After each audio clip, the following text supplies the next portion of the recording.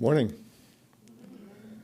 and welcome to the fifth special Sunday in our series of From Free Will to Freedom.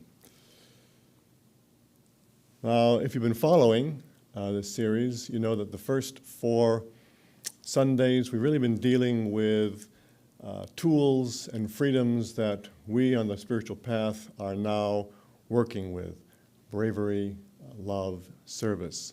And some of the tools like prayer, mantra, visualization, this kind of a thing. But now, and we're using these tools, of course, in this great spiritual battle, which is raging across Earth and all the realms at this time. And in cooperation with the great cosmic masters and their cosmic plan for the salvation and enlightenment of mankind.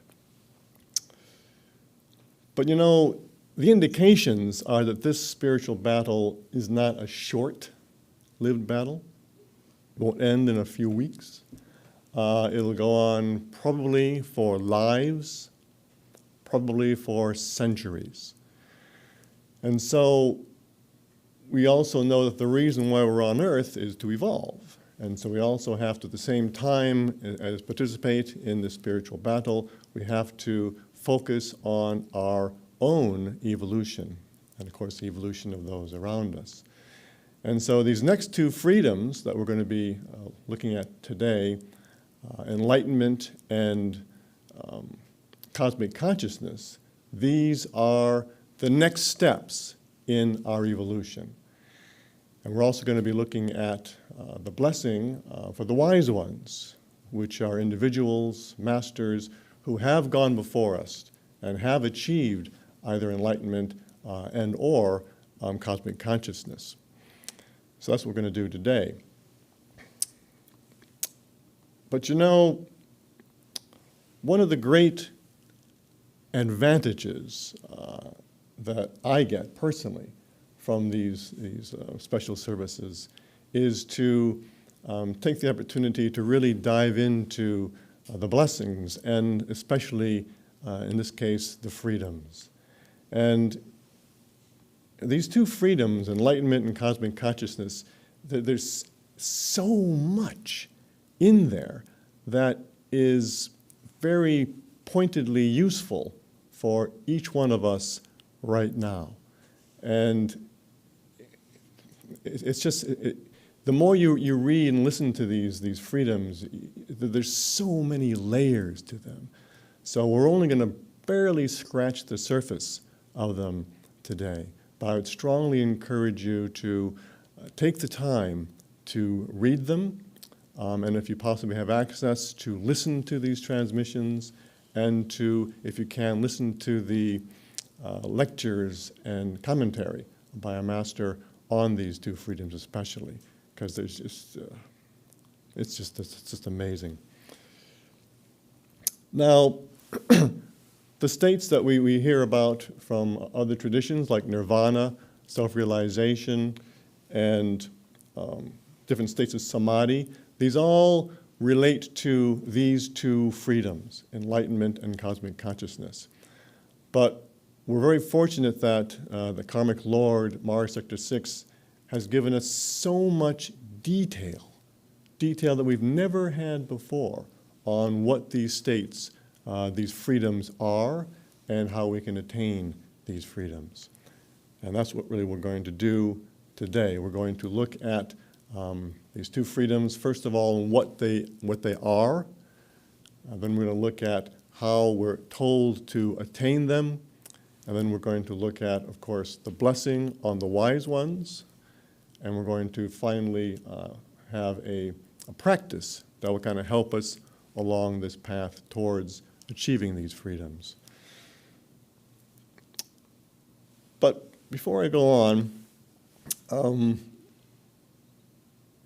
as I was listening to these freedoms, especially in this case, the 5th freedom, I came across a sentence which I've read probably dozens, if not hundreds of times in the past, and listened to it probably dozens of times. But it really hit me that how incredibly well this karmic lord knows mankind. And it seems that one sentence in here, he seems to be saying, almost with a little glint in his eye, a little smile on his face, a little bit of perhaps amusement even. And I'm going to read it to you, and I encourage you to go and listen to it and see if you don't agree with me. There's a little bit of that in this particular, so I'll read that. Mars Sector 6. Freedom from limitation is only brought about by sincere and diligent, directed effort through countless incarnations upon Terra. It is not some vague thing which just happens. It is made to happen. But that sentence, it's not some vague thing which just happens. It almost sounds like, I hate to say it, some people that you talk to that just feel that they kind of fall into samadhi or fall into this raising of kundalini, or just they just achieved cosmic consciousness a few weeks ago and it was wonderful. And here you have this karmic lord realizing that that's the purpose of life. It takes hundreds of incarnations to achieve that. And to think that it just kind of happens is probably, might be a little amusing to a karmic lord. You listen to it and you let me know what you think. Now, I also came across something that I had not discovered before, and this is containing a short extract by Dr. King on April 13th, 1962, where he was talking about the fourth freedom. So I'd like to play over that just for a moment.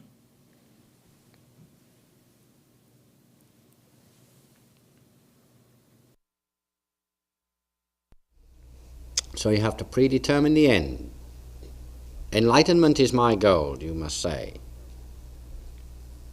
And in these days, it's easy to get. Do you know that? You know, enlightenment is easier to get in these days than it was a couple of centuries ago. The very stuff that I'm telling you during the 9 freedoms wouldn't be released to you a couple of centuries ago. You wouldn't have been able to walk through a door into a pleasant hall and get the type of truths you will get before this class is over. So enlightenment is so much easier now than it was a short time ago. You know why? Because we're on the verge of the initiation of Earth. That's why. Not because humanity deserves it so much. It isn't that. It's because the times are bad, but dark. Indeed. So it's kind of a double-edged sword, that, isn't it? On the one hand, it is easier to attain enlightenment in these days, and I think probably for a large part because of the truths that have been given to us. But the other side of the coin is these truths have been given to us to speed our evolution because the times are dark. We are in this spiritual battle. And so it's kind of a two-edged sword. But let's take the positive side right now, and it's easier to attain enlightenment, and so we're going to talk about that today. So I'd like now to turn over the podium to Reverend Ashima, who will start the service aspect of today.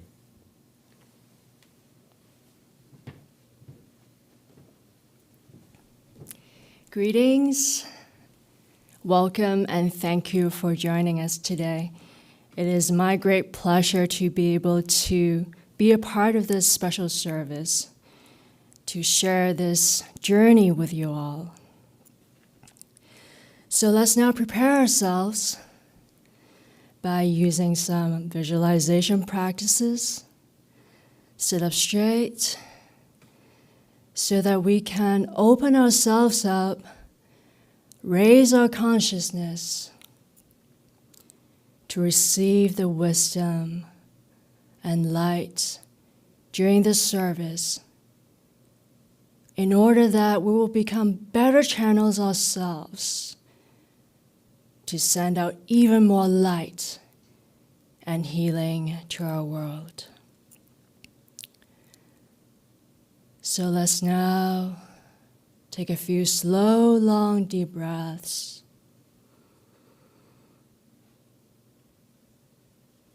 Take our focus to the here and now.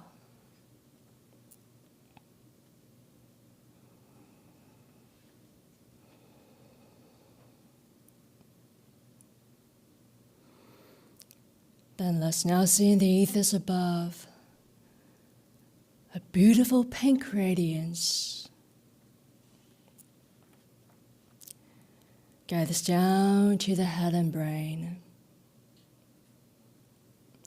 down the spine at the back. Wrap it around the base of the spine, up the front of the body, till it reaches the top of the head. Then repeat this once more. Guide this pink radiance down the spine at the back, around the base of the spine, up the front of the body, till it reaches the top of the head once again.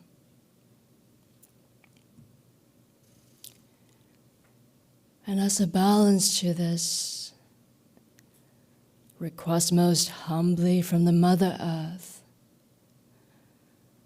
for her violet flame of transmutation and protection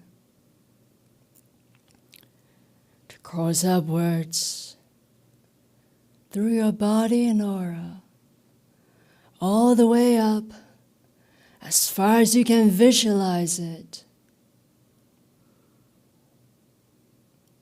seeing all the draws being transmuted while you bathe in this violet flame.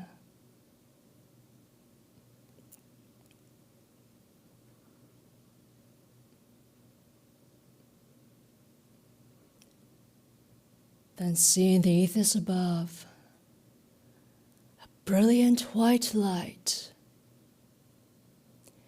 Guide this down to the head and brain,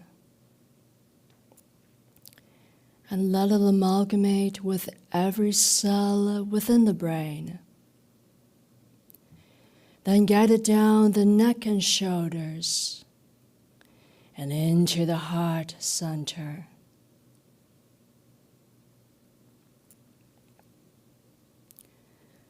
Then detach from this visualization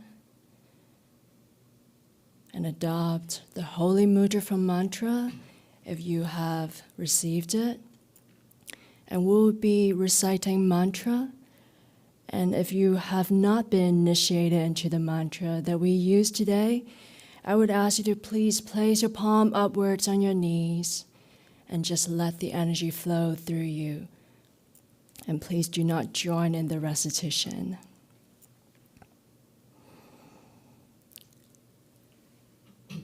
Om Mani Padme Hum, Om Mani Padme Hum, Om Mani Padme Hum, Om Mani Padme Hum, Om Mani Padme Hum, Om Mani Padme Hum, Om Mani Padme Hum, Om Mani Padme Hum, Om Mani Padme Hum, Om Mani Padme Hum.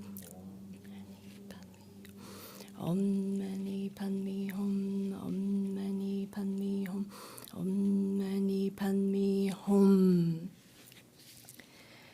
Now that we've charged ourselves up, I would ask you to please join with me in the prayer for spiritual workers as given by the Master Jesus, so that we can all become better spiritual warriors to help our world.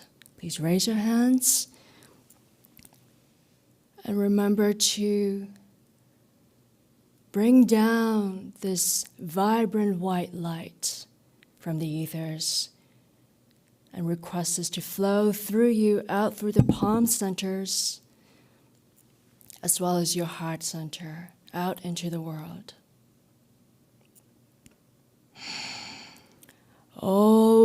Almighty God, I bless all those who, because of their limitations, would smite me. Almighty God, I bless all those who, because of their weakness, would not heed me. Almighty God, I bless all those who, because of their ignorance, would defile you through me.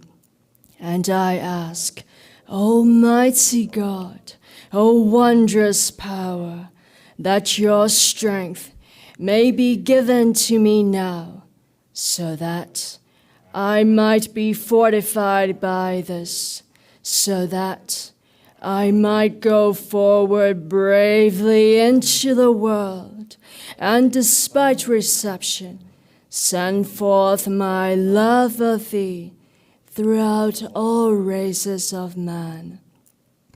Almighty God, give me the power and strength to rise above my karmic weakness, the deficiencies in the pattern of my evolution, so that I might evolve and become stronger, aye, and even stronger in thy everlasting light. O God, thy will be done.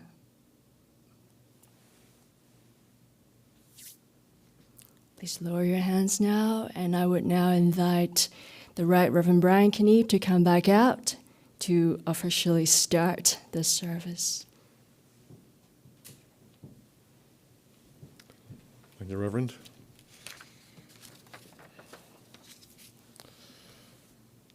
So as I mentioned, the first part of today, we're going to be looking at what these two freedoms are. And as I mentioned, they've been given in greater detail than ever before on Earth. And the Master, Mars Sector 6, the great karmic Lord, states very clearly what enlightenment is in the fourth freedom. He says, quote, "Know this, enlightenment is freedom from ignorance." That's what enlightenment is. It's freedom from ignorance. Of course, we've also been told that the only sin on earth is ignorance. And so it illustrates how important enlightenment is. But the intimation is that enlightenment is not some state which you reach and then you have. It's a process through continued raising of the Kundalini, as we'll find out in a minute, and opening the psychic centers over years and lives. You slowly gain greater and greater and greater enlightenment. And so let's go into this a little bit more deeply. So one statement that Mars Sector 6 makes is, on the road to enlightenment, this great being says, "Contemplation with open-minded diligence, which will bring about a greater awareness, a greater understanding, and which will begin to open the door of enlightenment." So the earlier things which we'll get into were concentration, service, etc. Then you get to a place where you're being able to contemplate, and that is beginning to open the door. And our master has said contemplation is a rise of Kundalini to the solar plexus area. Not a complete rise, but a partial rise of the Kundalini into the solar plexus, which will give you the early stages of contemplation. And that begins to open the door. And then this great karmic Lord goes on. The next essential step he can then take is a transmutation of mental energies upon the plane of inspiration called high intuition. This is brought about by strict control and the manipulation of the individual's karmic pattern through service and so on.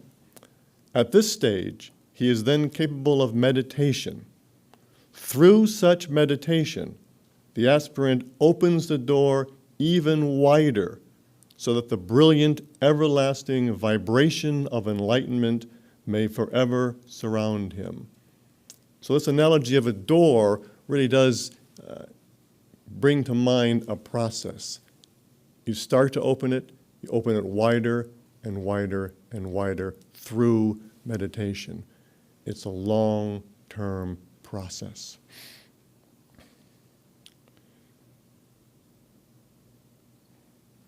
And our master, in his commentary, states that the only way you can achieve meditation is through the control and the raising of that great power of Kundalini.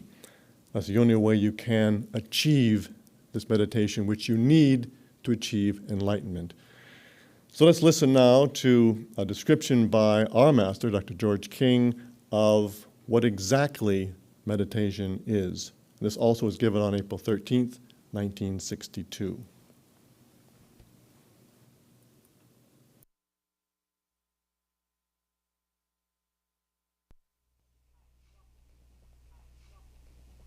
You've got to learn concentration, you've got to learn contemplation, then you've got to work like the very devil in service, so you manipulate your own karma in order to get the next stage, which is meditation.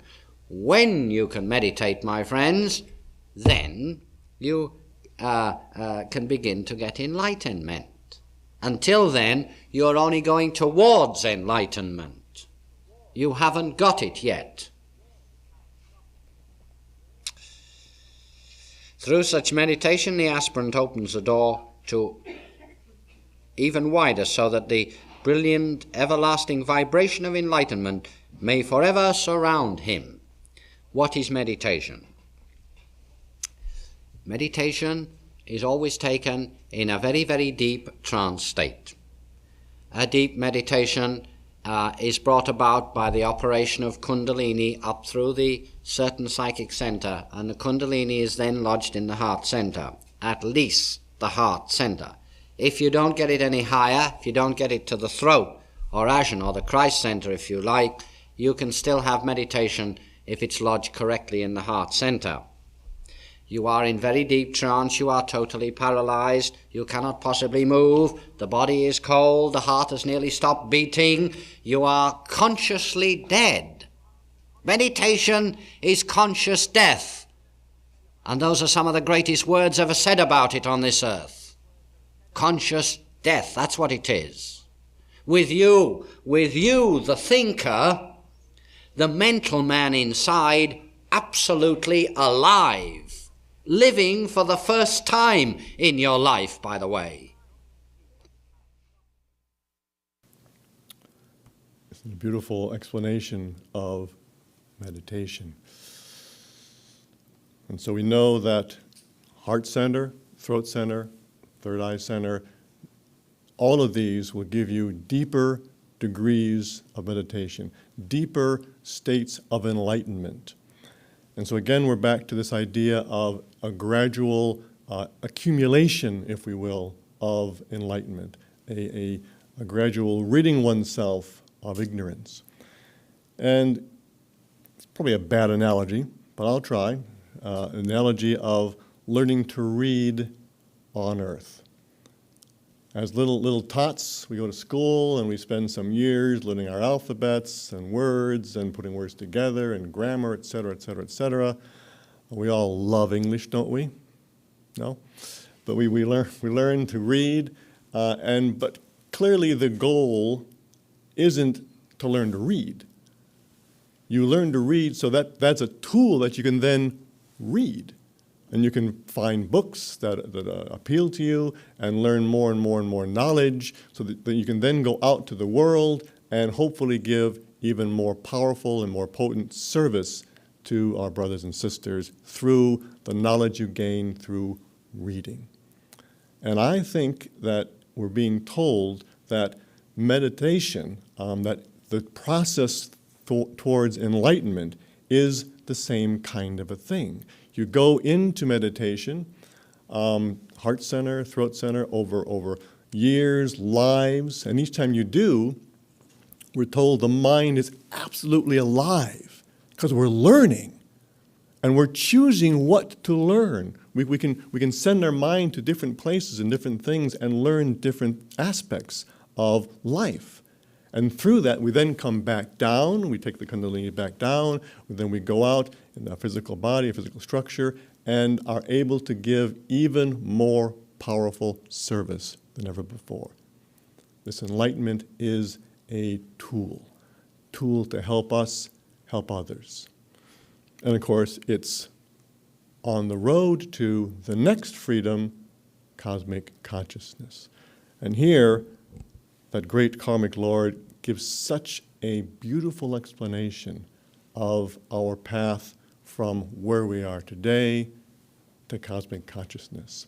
So I'd like to play, this is actually 2 extracts from this freedom sewn together with a brief couple of second thing in between. So listen to this, and for this one, I really would request that you sit up straight, really quiet your mind, close your eyes, and take in this profound, beautiful wisdom given to us by this great karmic Lord, Mars Sector 6.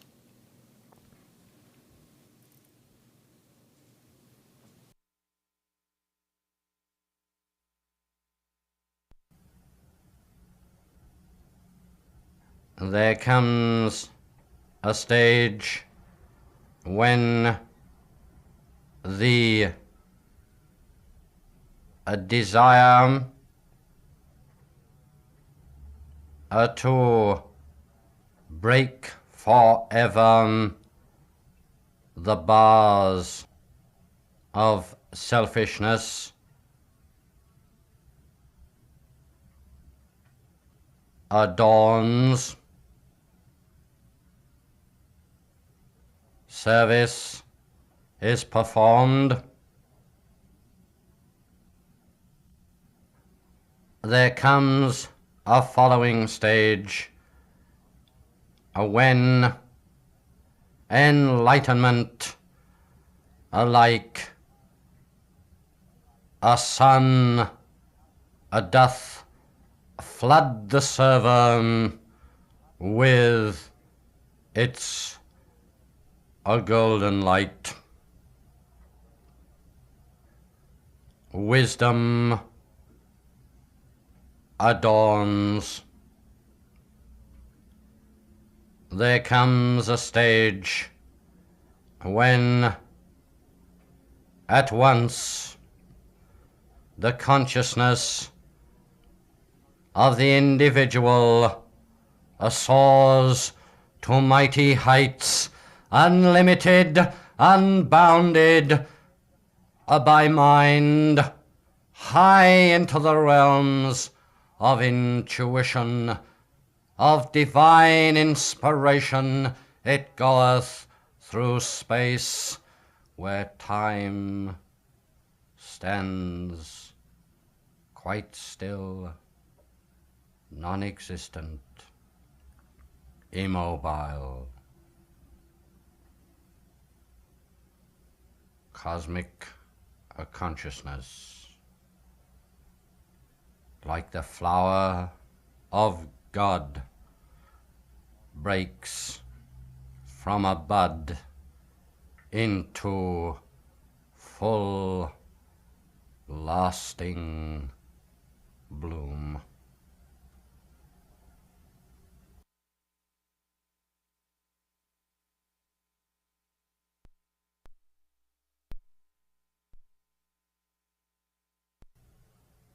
The spark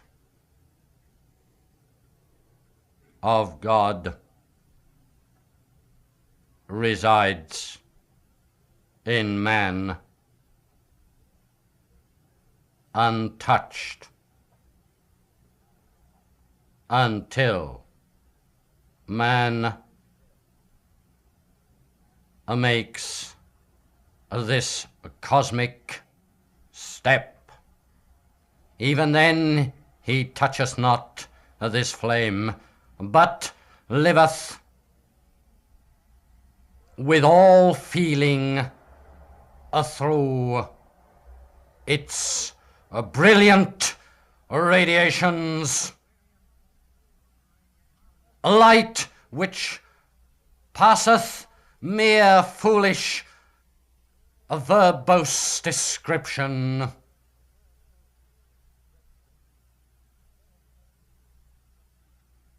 And yet is passive.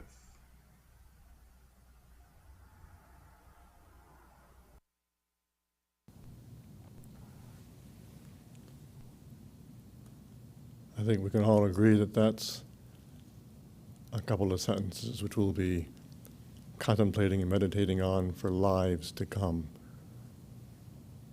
What a beautiful, powerful description of evolution on Earth. We, through service, we have freedom from selfishness, from enlightenment, we have freedom from ignorance, and through cosmic consciousness, we gain freedom from limitation. What a beautiful, simply put, but so beautifully put, description of our evolution on Earth. Now, there's another aspect in the fifth freedom which I wanted to touch upon. And again, we're just scratching the surface of these two amazing freedoms. But this one is important, I think, to all of us. And again, this is the great Karmic Lord Mars, Sector 6, in the fifth freedom. Indeed is this step to lasting freedom. And at its zenith, what? Continuance? Nay. This the great test. At its zenith, detachment. Detachment through every stage back to limitation. This is the essence of adeptship, not acceptance as much as detachment. So the adept detaches, taking from his glorious violet head the golden crown of cosmic consciousness to leave it in the supra-mind belt. And of course, this is something that we discover in many of the blessings and many of the freedoms. This idea of getting to a stage and then rejecting it and dropping back down to help those behind you, to help other aspects of God go up. And in the Aetherius Society, we are extremely fortunate to have a living pattern of someone who not only left a more evolved planet to come to this planet, but even while he was here, he achieved that great state of cosmic consciousness and even wrote about it in the 9 freedoms. And again, took off the crown and came back down to live amongst us on Earth in our unevolved states. And to watch him was just a tremendous honor and a great education for all of us who had that privilege. And I wanted to just relay one story which illustrates that even though an individual, like a master or anyone who goes into cosmic consciousness, comes back down, even though they're living in the physical body and using just their physical brain, their consciousness, they still have, shall we say, very interesting powers. And this one, I think you'll agree with me when I explain this one. Dr. King, again, one of the great things that Dr. King was able to do and did for us by rejecting what he could have had, but staying on this level with us, was inventing some great cosmic missions. And we'll get into those in the upcoming Sundays. And one of these is Operation Sunbeam, where energy is sent through equipment built by, designed by Dr. King, built by the Aetherius Society, into a psychic center of the Mother Earth in sacrifice, as a token repayment to the Mother Earth. And so this, one phase of this was going on in England, from the north of England into a psychic center in Scotland, Loch Ness. And so the equipment is set up, and these great evolved beings from another system called Gotha, great cosmic masters, they manipulate the energy from the equipment in a way to the psychic center of the Mother Earth. So this was going on. And so I had set Dr. King up in Santa Barbara for his cocktail time. Okay? He was sitting there in a lounge with a scotch, a bit of 7-Up, a bit of ice, cigarette, music on his Macintosh stereo system in the background, relaxing, or so one would think. And this would have been around the time that this phase of Operation Sunbeam had commenced. And so a little time goes by, and I hear him shout my name. So I come out and see what he wants, and he wants me to run and get his tape recorder. So I run down the other end of the house, bring it back, and he gets on the tape recorder, and he says very abruptly, very out of character, says, "What is it then?" And he's talking to the masters from Gotha. And conversations ensue. He gets Adeptus 005 involved. And basically, a problem with the manipulation of this energy was discovered and fixed. So the amazing thing to me was that Dr. King, in his limited physical structure, using his brain, sitting on a chair, listening to music, drinking a scotch, smoking a cigarette, tuned into this mission and discovered that there was a problem with the energy transfer before the cosmic masters, the Gotha masters, who were manipulating the energy, knew about it. Phenomenal. Phenomenal. And yet he had rejected the powers. He couldn't read my mind. I'm not saying that if he really wanted to, he couldn't, but he didn't. He couldn't easily, shall we say, read people's minds.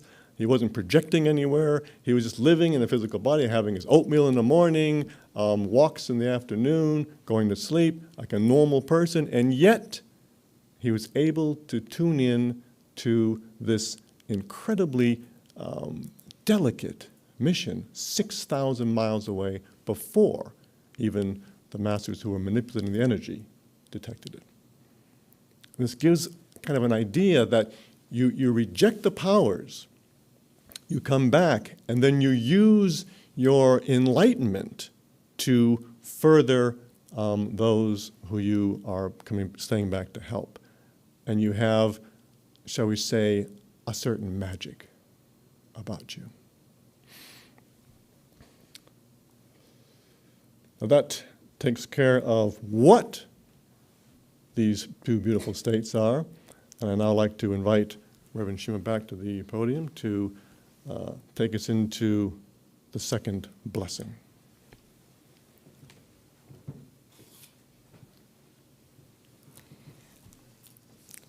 I think many of you tuning in are probably familiar with the 12 blessings as a sacred text, as well as, more importantly, using it as a mystic practice to send out light and healing to our world. And just a few words on the reading that I'm about to do.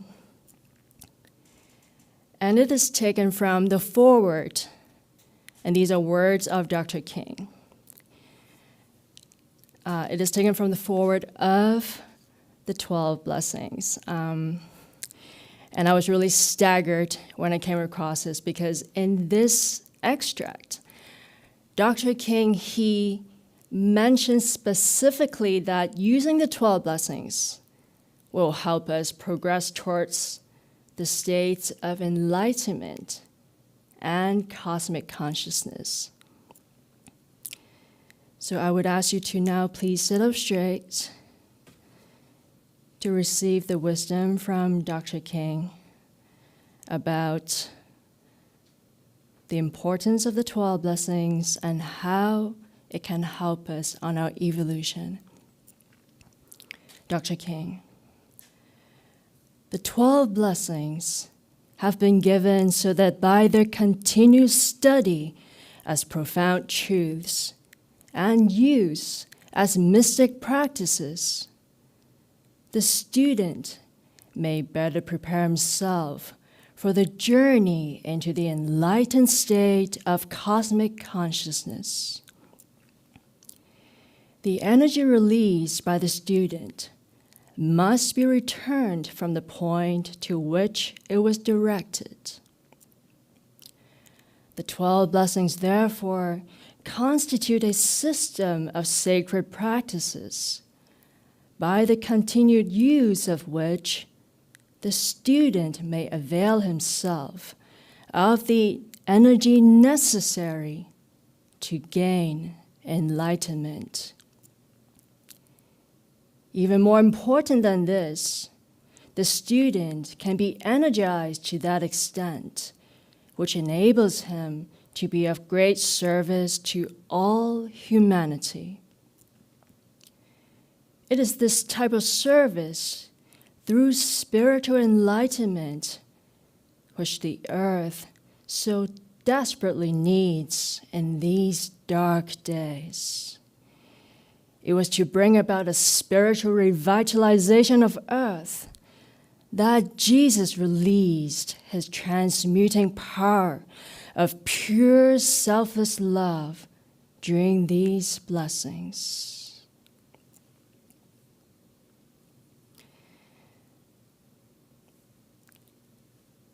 So for me, it is most inspiring to hear that using this beautiful practice that we've been given by the Master Jesus through our beloved Master, not only are we able to help the world, but we're able to advance ourselves at the same time toward these two states that you're learning more about today in this service.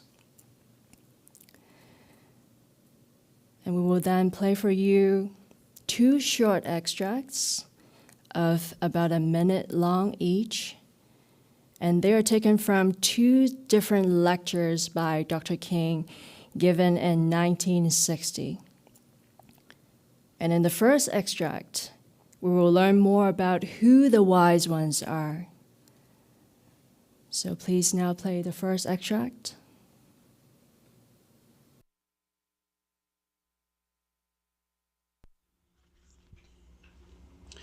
The wise ones, says Jesus, are they who walk through a dark and ignorant world, spreading their light, spreading their teachings. People who have gone within, contacted the all-knowledge space which is there, in other words, gone into the state of meditation, real meditation, not the excuse for it, real meditation, and have come out again to give their wisdom to others. These are the wise ones, the knowers throughout the earth, and they're working in many different ways, in many different countries, right throughout the earth, giving their wisdom to others so that others may be helped.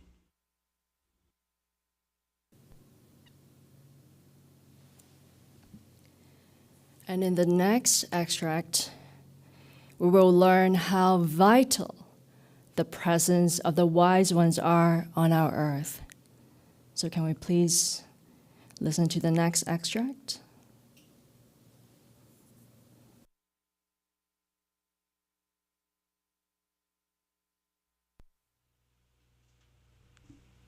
These are great ones. Without these, this world could not endure, says Jesus. And he's right, it could not endure. It wouldn't last no longer than another 10 seconds without these. It could not, or at least humanity on it could not last. It's the minority that are keeping what karmic balance there is now existing on earth. Many people are helping them, many spiritual groups throughout the earth, without fully realizing what they are doing, are helping this minority. Oh yes, yes, yes. But it's that minority.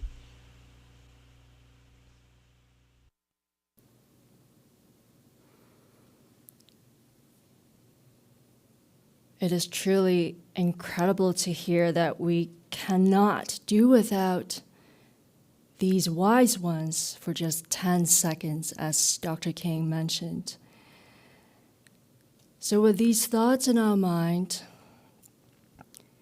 and to prepare ourselves further, before we join together in the second blessing to the wise ones, I would like to read the following words by the Master Jesus, which he delivered following the second blessing. The Master Jesus: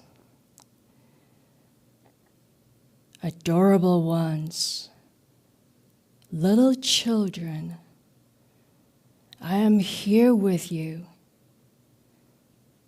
I will lead you into this state if you will but hold out your hand to me.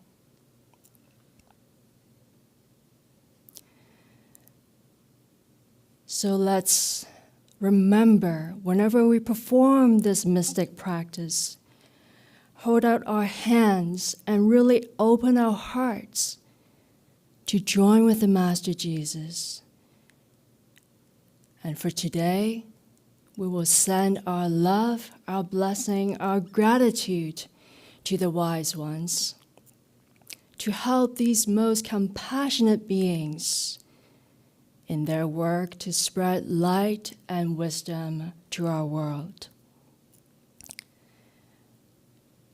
And please note that, as we normally do in this special series of services, we will only be playing an extract instead of the full blessing that you are accustomed to. So this extract actually is made up of 3 separate extracts within the blessing itself. So let's now sit up straight and prepare ourselves to join with the Master Jesus.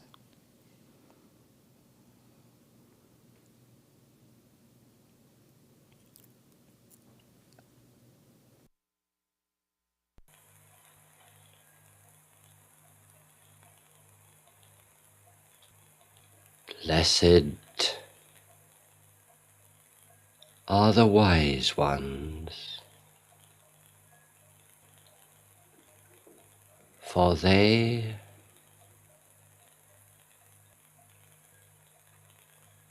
walk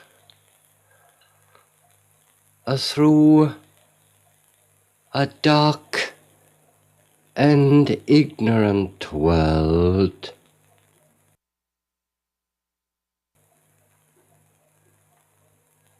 spreading their light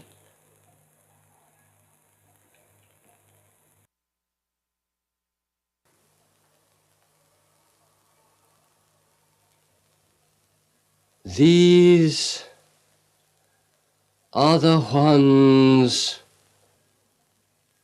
who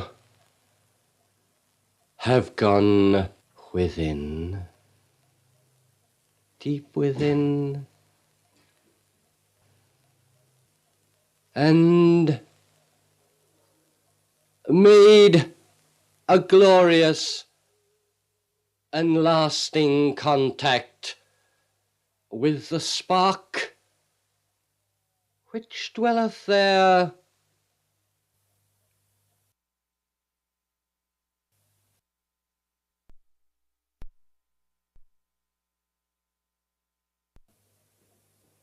These ones have found peace and have turned away from it to give its very essence, its very core, to searching, groping, unpeaceful man. These are great ones. For without these, this world could not endure.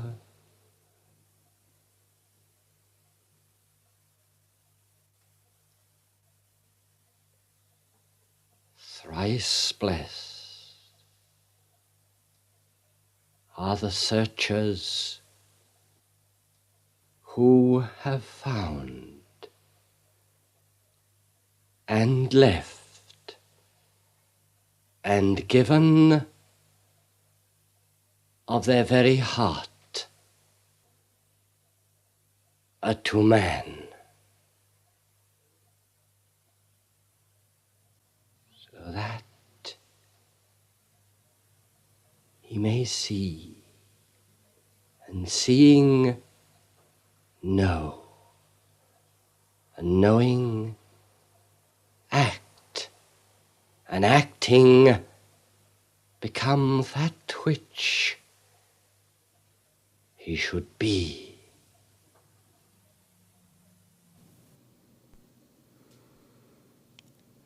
Please keep your hands raised and join with me in the prayer following the third blessing. And if you do not know the words, just focus on sending out a white, vibrant beam of energy out to our world.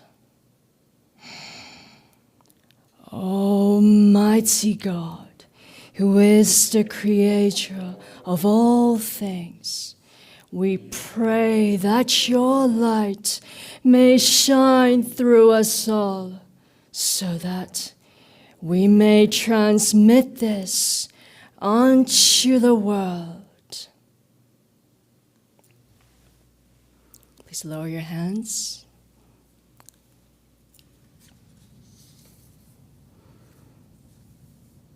And I would like to now introduce the next segment by reading an extract from the fifth freedom, Cosmic Consciousness, to learn how we are to achieve the two freedoms of enlightenment and cosmic consciousness.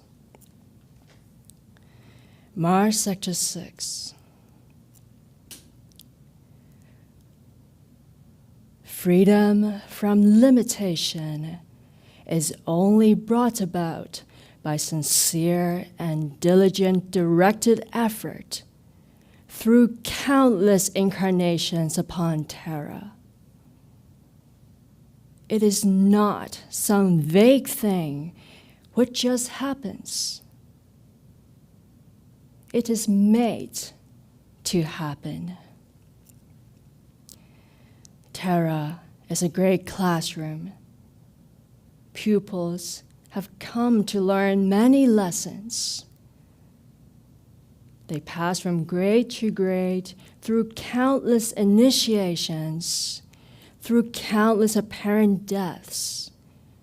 When they cast off gross physical limitation for a time and travel to another more subtle plane to learn, then to return again to benefit from their previous experiences.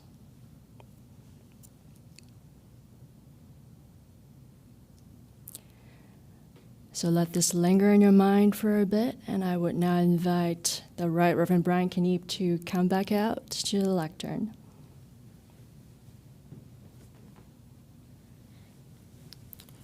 Thank you, Reverend. I still love that quote.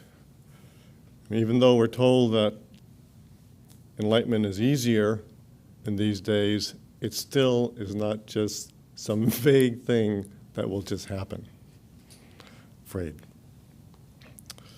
So now we're going to talk a little bit about how to attain these freedoms. And that's really, that's why we're here. So it is a very important subject. And in that last reading from Mars Sector 6, he really puts across the idea that there's so many aspects that we have to get in alignment, if you will, to achieve these freedoms. And we're living in this kind of plane on Earth with our families and works and all that kind of stuff, and we're struggling with that. But there's so many other aspects. Like he mentions that when you pass away, when you die, you go to another realm, and you have another life there. It's the kind of two concurrent lives that you've got going. And so you've got to get all of that lined up. When you sleep at night, you kind of do other things. You got to get that lined up. When you start doing spiritual practices, you have to kind of get that lined up. There's a lot of ingredients that we really need to get in order. And always realizing behind all that the real tool, the real goal is to harness this power of Kundalini and raise it up the Sushumna to open up the psychic centers, because that's when we will really start to get enlightenment. So let's get into it. So Mars Sector 6 does say that bravery, first freedom, dispensation of pure love, second freedom, service, third freedom, these attributes can help the aspirant to bring enlightenment into being. But in a way, those attributes plant you firmly on the path. And then you have to, as I mentioned, get all of these ingredients right. And it can seem overwhelming. Certainly it seems overwhelming to me. But remember that we don't have to figure it out with our conscious mind. Thank goodness for that. But we have our higher selves, which plays a very prominent role in helping us evolve, of course. We're told that we choose our parents, and we choose where we're born, when we're born. We choose the major difficulties and advantages in life. We choose all these different main aspects that happen to us. And so if we're smart, we'll look at these clues, look at our major events, the difficult people, the helpful people that we bring into our lives, and look at that in a way of what's my higher self sending me. You might also think, what was my higher self thinking? Is my higher self really having a lot of fun with me? Hopefully not. But the higher self is sending you tools to help you evolve. We all look around, certainly I do, certainly have. You look around and you see people, think, man, they're really lucky. They got this great family, they got like really, really nice house or great job. They're psychic, or they can really, people get mad at them and it doesn't affect them. They're really lucky people. If I was like that, it would be so much easier for me to kind of get ahead. But when you think about it, there is no such thing as luck. If you're psychic this life, you worked really hard last life. If you've got a really beautiful situation on Earth, you worked hard for that last life. And so maybe because I'm now in my 60s, I'm starting to think a little bit like trying to kind of plant some seeds for your next life. you know. And we're even told this in the teaching in different ways. But you know, the more that you do service, the more that you work on yourself, your difficulties, etc., you're planting seeds so that next life you won't have the frustrations that you have now. You'll be that quote-unquote lucky guy. And for us on the path, that means we'll have so much greater ability to help others. And that's really what we on the path really, really want to do. So, let's get into the details. Marcia 6 emphasizes that it's a very multifaceted project, this enlightenment. And this great being states, quote, "Enlightenment is a result of the controlled application of specific energies and procedures towards a predetermined end." Sounds pretty scientific, pretty precise, and it is. But he breaks it down for us into three main categories. First one, Marcia 6, physical man can predetermine the end of his physical energy and cause this to be used in the best sense according to the law. And I venture to think that most people on the path have got that pretty well sorted out. We don't go around killing people, stealing things from people. We're pretty good, by and large, on this aspect. Mental, that's another question. Marcia 6, mental man can so control his picturization that he can direct his mental energies towards a goal which is an all-wise constructive, a goal of service, of spiritual cooperation. And I think this really is where we have the main work to do, certainly myself anyway, on earth. And that is, we know what we have to, we have to concentrate. We know we have to control our visualizations. We have to control our emotions. We have to be able to really focus our minds when maybe we don't want to. And it's really difficult. It's hard. We know what we have to do, but you can't, to coin the phrase, it doesn't just happen. Right? Got to really work at it. So I'd like to now play over an extract from our master, again, talking about the fourth freedom. And he gives us, I think, some very hopeful and helpful advice on this front.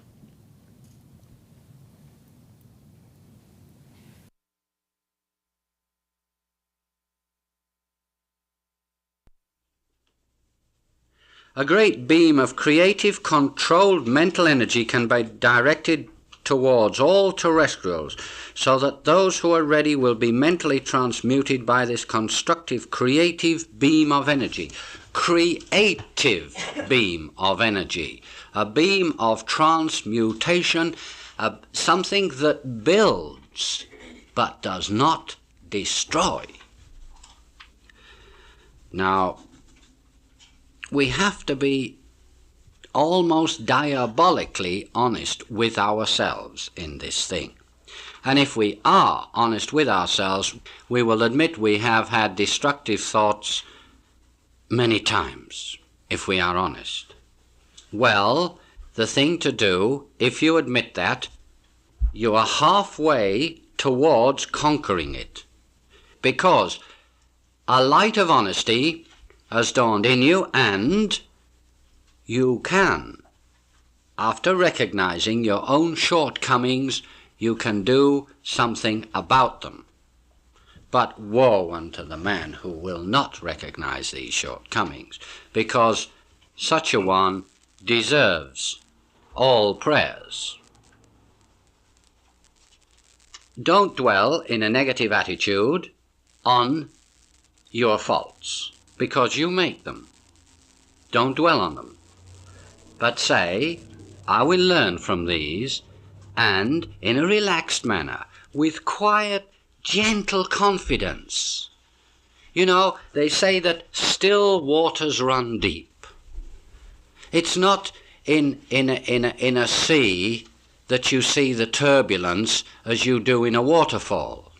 And yet there's greater power in the sea than in all the waterfalls put together. Still waters run deep. Still waters are the powerful ones. So be calm and relaxed and still about this, but say to yourself gently and firmly, well, this is a chink in my armour, I will put it right. And the more you try to do this, it's as though the sky is open and you are given a greater health and a greater help and a greater strength to do this. You don't know where you get your help and strength from, but it comes to you. Isn't a doubt?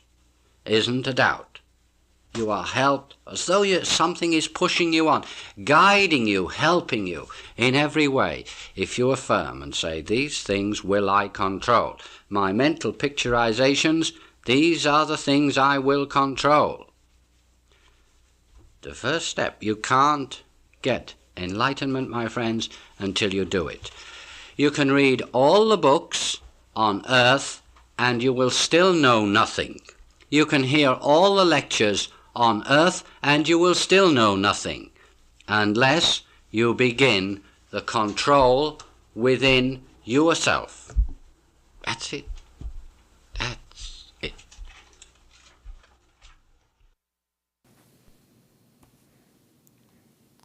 It does give you a bit of hope that we can control these things. And again, that's just the mental. The physical, mental, and now in many respects, the last and most important and most necessary is psychic. So Martin Luther VI has this to say, psychic man can so control his subtle universal life forces that he can bring about strict mental control. By so doing, he is capable of concentration. And of course, we read earlier the extension of that, which is next step is contemplation and then meditation.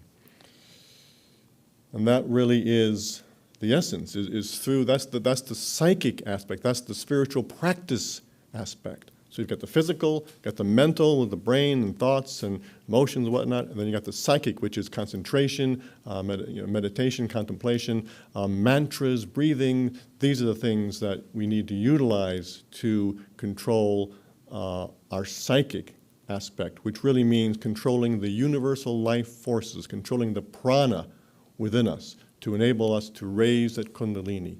That is the last step. And in vintage master style, he tells us how to do that. Let's listen to this very short and interesting 50-second extract.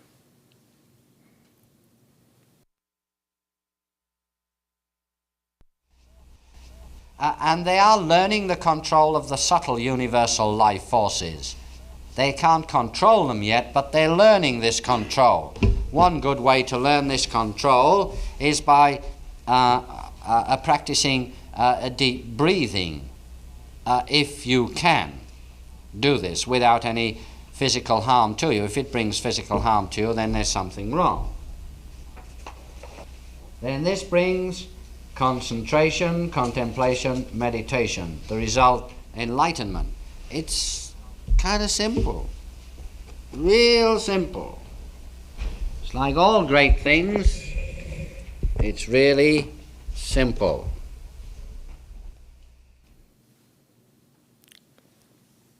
Here I think he was really putting on his hat as an interplanetary being, coming to this world and seeing this tremendous stress and all these problems and difficulties and ignorance, etc. And you got to think, I suppose, when you're someone like that, you say, God, it's so easy, it's so simple not to be in that state. Just do service. Do the breathing exercises. Raise the kundalini. Where's the complication there? And it's true. It is true. He said that to me one time, which I won't go into again. But it is true. It's especially with the 9 freedoms, we know exactly what we have to do. All we have to do is to do it. And on that front, we now move into the last section, which is practice. And of course, what else could we possibly do in practice than do the first breathing in our master's course of breathing? But before we do, I also discovered, again, this is the advantage of doing research on these classes. You find these little nuggets, and so I like to share these nuggets. So this nugget is on the Kundalini. And again, that is the most important tool that we have, is to raise that power of Kundalini up the Sushumna to the high centers and eventually Brahma Chakra. So what is the Kundalini? This is what our master says. So the great power of Kundalini is strange, like truth. It is within man and yet not within man. The power of Kundalini is in manifestation. It is held directly in the life stream of the earth, as well as being lodged in the perfect portable cyclotron, which you carry around with you everywhere you go, which of course is your spine. And at the bottom of this is the Kundalini, all ready to rise and burn out the dross of ignorance within you. And here we come complete circle back to enlightenment, where we're told that enlightenment is the absence of ignorance. And this Kundalini force is waiting there to rise up through Sushumna to burn off the dross of ignorance. And the reason why I mention all this is I think that as you do your breathing exercises, especially the more advanced Kundalini breathing exercises, which are available, you can remember that this Kundalini force that you're working with is yet another precious gift given to us by the Mother Earth herself. It's an aspect of the Mother Earth within us. Another great sacrifice she's given for us to use to evolve through these wonderful freedoms. Now, the first breathing, it's the breathing exercises, I also want to really hopefully inspire people to use these breathing exercises. There's dozens, hundreds, maybe thousands of breathing exercises on Earth today. But the breathing exercises given to us by His Eminence Sir George King, I think are very special. And if you think about it, he was told to do these breathing exercises. And so he needed to do these breathing exercises before he was able to bring through the Master Aetherius and the other great masters through somatic trance condition. And he, by the way, he was already at least an adept at that time. And he was told to do these breathing exercises. That's pretty amazing in and of itself. But on top of that, he then took these breathing exercises, tweaked them slightly so that they'd be more helpful for us, and then gave them to us. I mean, can you imagine a greater set of breathing exercises possible on Earth? And they're very simple. They're very simple practices. So I strongly encourage you, if you possibly can, to do these breathing exercises. So today we're just going to do the first, which is really just an exercise. It's the first breathing that Dr. King tells us to do prior to doing the full set for at least 2 weeks, or as he says, a fortnight, before, so that you can kind of get your body ready for these simple yet very powerful breathing exercises. And it's really very simple. He does say it's better to sit on the floor. So if you can sit on the floor in Siddhasana, even better. If you can do that, all the better. If you can't, don't worry about it in the slightest. Sit in a chair and just relax yourself, relax your shoulders, quiet your mind, and then just breathe through both nostrils and get yourself to a state where the in-breath and out-breath are even. Do a nice long breath in, long breath out, even. You can just do that now while I'm talking. Have everything relaxed. Eyes closed, of course.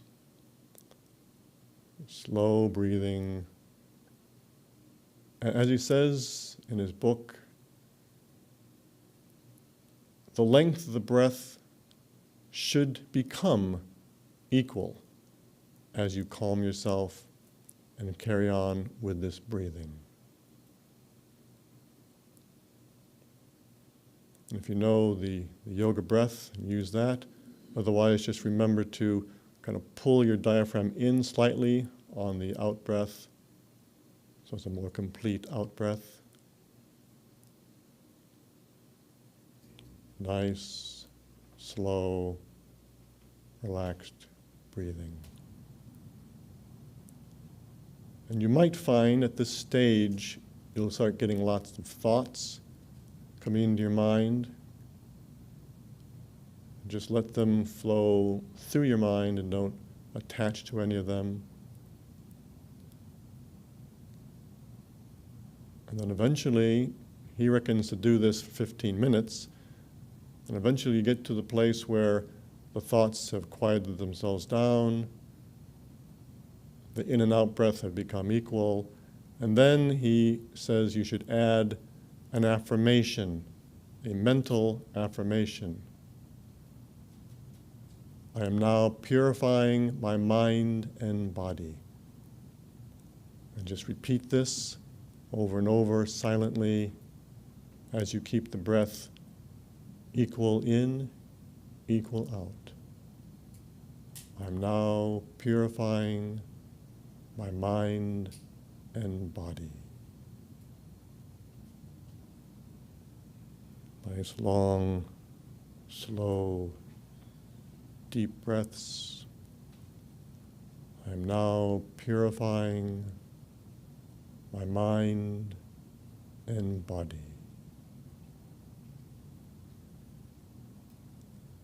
An affirmation is one of the great secrets of mind control. You can use different affirmations given in his yoga book as you're at a line or driving your car and your mind is running around being monkey mind. Use an affirmation. I'm now purifying my mind and body. Relaxed. Keep the shoulders relaxed. Spine erect. Head not forward, but if anything, a little bit back. I'm now purifying my mind and body. Slow, deep, equal breaths.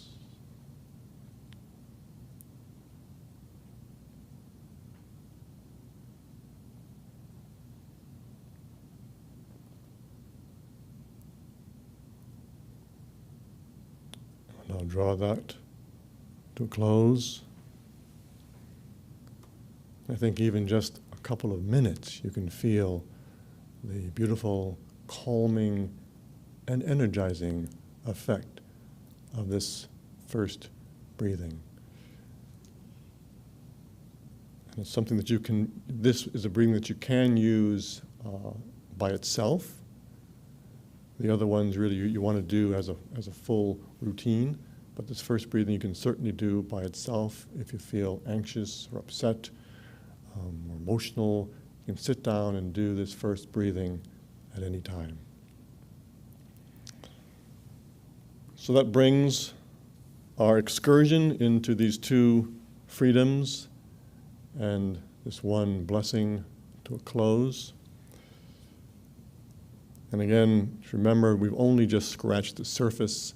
The next step is for you to take it further yourself, read the books, listen to the transmissions, the lectures, and above all, practice. So let's now close with the practice of the presence. Left hand on the solar plexus, right hand over the left. Sit up straight. Shoulders relaxed, mind alert. And think down to the wondrous Mother Earth and humbly request her violet flame of transmutation to flow upwards through the feet, legs, body, upwards into the heart center. Fill this great center of love, this great center where meditation starts, the heart center. Fill this energy of the Mother Earth herself. And then visualize a brilliant white light from high above the earth, flow down, filling the head and brain. These high centers, fill them with this brilliant essence of Almighty God itself. Feel its vibration, its power, its energy. And bring this down the neck and flow this also into the heart center. So you have both the white light, the violet flame, filling the heart center. And bring these two energies together as one, merge them, and then send them upwards, out into the golden sphere just above the top of the head, the spark of God.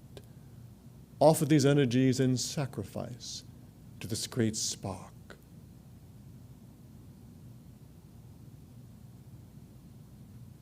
And then gently request from this aspect of God itself, that the golden rays of spirituality might flow down from this spark, down filling the brain, the consciousness, the mind, the neck, shoulders, the heart center, through the body, right to the feet and to the ground. This wonderful, all-pervasive golden light.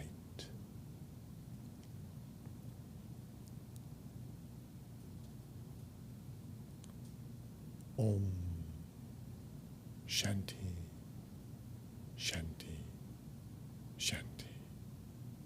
Thy will, O mighty God, be done.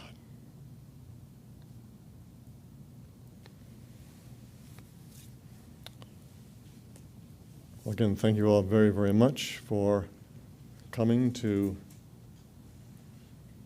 really figure out our next step forward in life.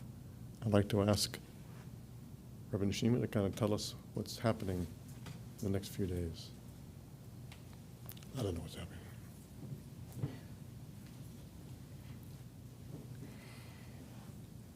So tomorrow night, Monday, we will have our last 12 blessing service because satellite number 3 returns to orbit again on Thursday, September 3rd, and that's at 5 p.m., but we prepare ourselves starting at 4:45 if you can, PDT 4:45. And this particular first hour service will be live streamed from our temple here in Los Angeles, and so hope you can join us from wherever you may be. And the service tomorrow night is at 7:45, in case you're wondering. And for those of you who are local, we have Operation Prayer Power on Tuesday night and Thursday night at 7:45. And just a special announcement, and that is on the following Saturday, September 5th, we will have our next in our series of special King Yoga Experience events. And it is entitled Control Your Karma and Master Reincarnation. So I hope you can join us for that. That's at 3 p.m. PDT. And that the replay is available because we get asked about that a lot. So in case you cannot join live, feel free to join us afterwards. And thank you for joining in today.